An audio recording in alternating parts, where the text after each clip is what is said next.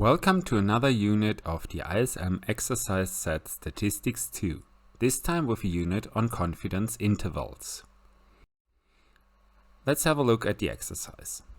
Calculate a 95% confidence interval for the mean of the results of a standardized IQ test by using the following data set of results. And here it's our data set. Then when we start, we first need to get some values. In this context, the first value we need, we only had the data set, is the arithmetic mean. This can easily be calculated. We just add up all the different numbers and divide this by the number of observations. So here we add all of the numbers up, divide them by 9 because we had 9 observations. So the sum is 939 divided by 9 gives us a value of 104. So the average score in the IQ test is 104. After the arithmetic mean, we also need the standard deviation. As we do not have any standard deviation which is given, we need to calculate this as well. So what we're going to do here is calculate the corrected version of the standard deviation. So first off, we start with the corrected variance.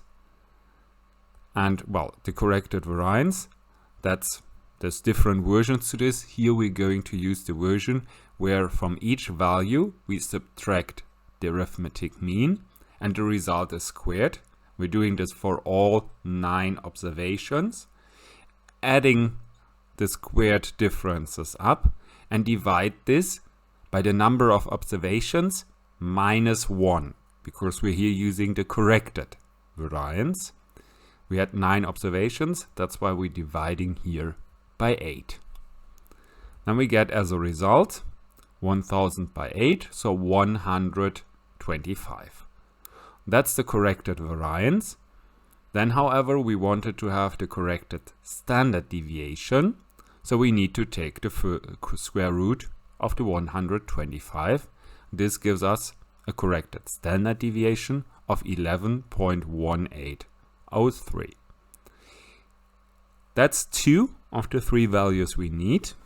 The last one is the corresponding quantile of the t-distribution. Because we have here an unknown variance, which we just calculated, we need the t-distribution and not the z-distribution. We could use the z-distribution when we have more than 30 observations. However, well, here we have 9, so this argument also does not hold. So in this context, what we need is the quantile, which is n minus 1, and then 1 minus 1/2 alpha. If we want to have a 95% confidence interval, this means we accept an error of 5%. So our alpha here is 5%. So if we just consider we have 9 observations, so the degrees of freedom are 8, n minus 1, and we are looking for the probability of 0.975 because we are considering here an alpha of 5%. Well, if we look this quantile up in the table, we find a value of 2.306. With this value, we have the 3 parts we need for actually getting our confidence interval. And that's what we're going to do on the next slide. I just here recapture what I had before, the arithmetic mean, the sample standard deviation, and the corresponding quantile of the t-distribution, and the number of observations. Then if I have them, I can just insert them here in this formula for the confidence interval. So we have 104 minus the 2.306 times 11.1803 divided by the square root of 9, so divided by 3. And then the same thing but with a plus. So this is what it looks like if we insert our values. And if we plug all of this into the calculator, we get as a confidence interval 95.4061 and 112.5939. So with a 90% chance, the real mean of the IQ test we considered here lies somewhere between, let's say, 95.4 and 112.6.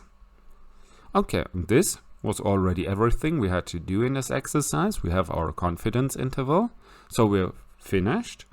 And well, I hope you enjoyed this exercise on confidence intervals, and if you're looking for more exercises, feel free to visit the rest of the exercise set or have a look at the corresponding playlist.